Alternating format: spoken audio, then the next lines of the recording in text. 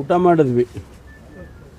ಸತೀಶ್ ಜಾರಕಿಹೊಳಿ ಅವ್ರ ಮನೆಯಲ್ಲಿ ಊಟ ಮಾಡಿದ್ವಿ. ನಾನು, ಮಹದೇವಪ್ಪನವರು, ಆಮೇಲೆ ದಿನೇಶ್ ಗುಂಡೂರಾಯರು, ನಾವೆಲ್ಲ ಮೀಟ್ ಮಾಡಿದ್ದು. ಊಟ ಮಾಡಿದ್ವಿ ಚೆನ್ನಾಗಿ. ಊಟ ಮಾಡ್ಕೊಂಡು ಬಂದು ಅದರ ಬಗ್ಗೆ ಏನು ಚರ್ಚೆ ಮಾಡಲಿಲ್ಲ. ಯಾಕೆಂದರೆ ಯಾರ್ಯಾರು ಹೋಗಿದ್ದಾರೆ ಮತ್ತು ಏನಕ್ಕೆ ಹೋಗಿದ್ದಾರೆ ಅವರೆಲ್ಲ ಒಬ್ಬೊಬ್ಬರು ಒಂದೊಂದು ಹೇಳಿಕೆಗಳು ಕೊಟ್ಟಿದ್ದಾರಲ್ಲ. ನಾವು ಯಾವುದೇ ರಾಜಕಾರಣಕ್ಕೋಸ್ಕರ ಬಂದಿಲ್ಲ ಮತ್ತು ನಮ್ಮ ಕೆಲಸಕ್ಕೆ ಬಂದಿದ್ದೇವೆ ಅಂತ ಅವರೇ ಹೇಳಿಕೆಗಳು ಕೊಟ್ಟಿದ್ದಾರೆ. ಹಾಗಾಗಿ ನಾವು ಮಾತಾಡೋವಂಥದ್ದು ಏನಿಲ್ಲ. ನಿನ್ನೆ ಮುಖ್ಯಮಂತ್ರಿಗಳ ಪ್ರತಿಕ್ರಿಯೆ ತಾವೆಲ್ಲ ಪ್ರಕಟಣೆ ಮಾಡಿದ್ದೀರಲ್ಲ. ಯಾವ ಕ್ರಾಂತಿಯೂ ಇಲ್ಲ, ಯಾವ ಭ್ರಾಂತಿಯೂ ಇಲ್ಲ. ಮಲ್ಲಿಕಾರ್ಜುನ್ ಖರ್ಗೆ ಅವ್ರನ್ನ ಚೆಲುವರಾಯಸ್ವಾಮಿ ಅವರು ಮತ್ತು ಶಾಸಕರು ಭೇಟಿ ಮಾಡಿದ್ದಾರೆ. ನಮ್ಮ AICC ನೋಡಿ, ಒಂದು ತಿಳ್ಕೊಳ್ಳಿ, ದೆಹಲಿಗೆ ಹೋದಾಗ ನಾವು ಯಾರೇ ಆಗಲಿ ಕಾಂಗ್ರೆಸ್ ಪಕ್ಷದವರು, ನಮಗೆ ಒಂದು ಪದ್ಧತಿ, ನಮ್ಮ ರಾಜ್ಯದವರು ಯಾರಾದರೂ ಇದ್ದರೆ ಅವ್ರನ್ನ ಭೇಟಿ ಮಾಡೋದು, ಇಲ್ಲ ಅಂದರೆ ನಮ್ಮ ಇನ್ಚಾರ್ಜ್ ಜನರಲ್ ಸೆಕ್ರೆಟರಿಗಳನ್ನು ಭೇಟಿ ಮಾಡೋದು ಒಂದು ಪದ್ಧತಿ. AICC ಆಫೀಸಿಗೆ ಹೋಗ್ತೀವಿ. ಅದು ಒಂಥರ ಸಂಪ್ರದಾಯ ಇದ್ದಂಗೆ ನಮಗೆ. ಆ ಸಂದರ್ಭದಲ್ಲಿ AICC ಅಧ್ಯಕ್ಷರು ನಮ್ಮವರೇ ಇದ್ದಾರೆ, ಅವ್ರನ್ನ ಭೇಟಿ ಮಾಡೋದ್ರಲ್ಲಿ ಏನು ತಪ್ಪಿದೆ? ಅದಕ್ಕೆ ಭೇಟಿ ಮಾಡಿರ್ತಾರೆ.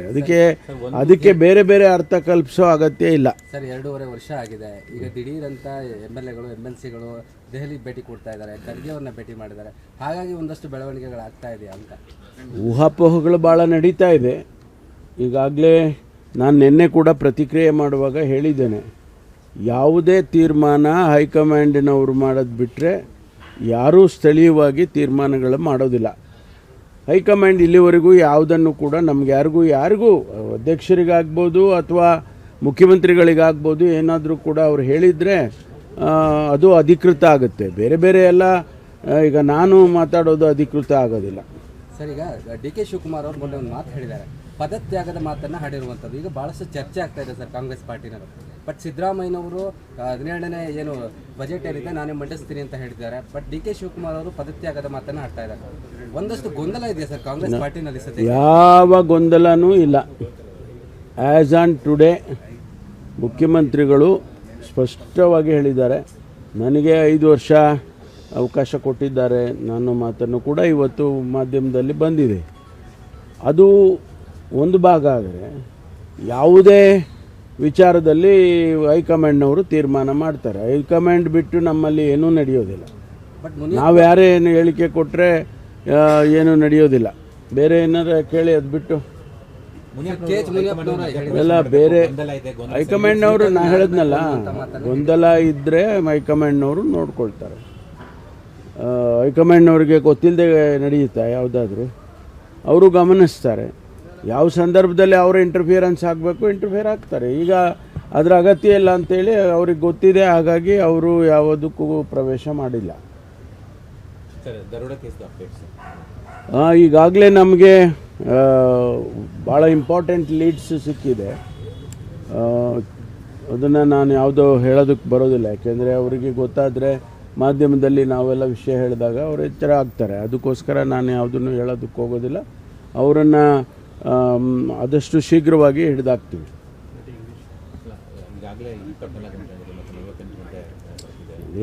ಎಲ್ಲ ನೀವು ಸ್ವಲ್ಪ ಅರ್ಥ ಮಾಡ್ಕೋಬೇಕಾದ್ರೆ ಹೆಂಗೆ ಅದನ್ನು 24 ಗಂಟೆ 1 ಗಂಟೆ 5 ನಿಮಿಷಕ್ಕೆ ನಾವು ಲೆಕ್ಕ ಹಾಕ್ತೀರಾ? ಹಿಡಿತೀವಿ. BJP ಅವರು ಹೇಳ್ತಾರೆ, BJP ಅವರಿಗೆ ಅವರಿದ್ದಾಗ ಏನೇನಾಗಿದೆ ಅಂತ ಎಲ್ಲ ತೆಗೆದು ಇಡ್ತೀನಿ. ಸುಮ್ಮನೆ ಅವೆಲ್ಲ ನಾವು ವಿ ಆರ್ ರೆಸ್ಪಾನ್ಸಿಬಲ್ ಗೌರ್ಮೆಂಟ್. ನಾವು ಹಿಡಿದಾಕ್ತೀವಿ, ಅವ್ರನ್ನ ಬಿಡೋದಿಲ್ಲ. ಅದೆಲ್ಲ ನೋಡೋಣ.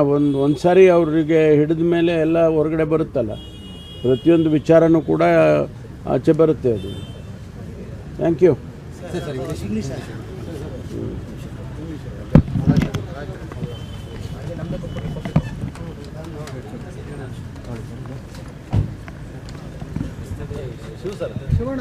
No, we had a dinner at Satish Jarakhi's place.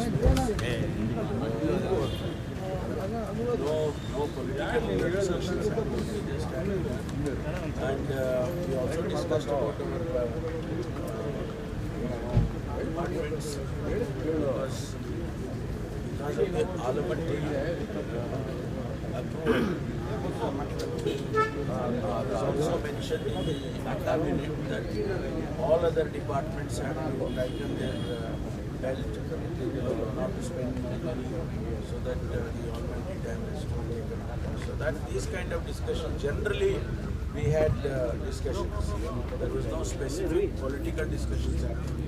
Government has completed 2.5 years, sir. Yesterday, more than 10 MLAs and MLCs rushed to Delhi. They met No Mallikarjun Kharge. political reasoning have to be attached to that. Each one of the MLA themselves have expressed that they have not gone for the political reasons. So they themselves have made statements. So why are you people thinking that it is for the political reason? There is absolutely nothing is happening in this state. Speculations, lot of speculations, and you guys in the media create speculations, more and more speculations. But DK Shivkumar's statement is very clear, sir. No, I am not here to comment on anybody's statements. All I am saying that High Command will definitely take decisions when it is necessary. But there is And see, listen to me. I am not here to comment on the leaders' statements. Each one of us makes statements. Somebody else cannot comment on my statement. It is not nice on my part that I have to comment on DCM statement or CM statements. No, they have their own opinion. They have their own way of looking at the political situation. And Minister.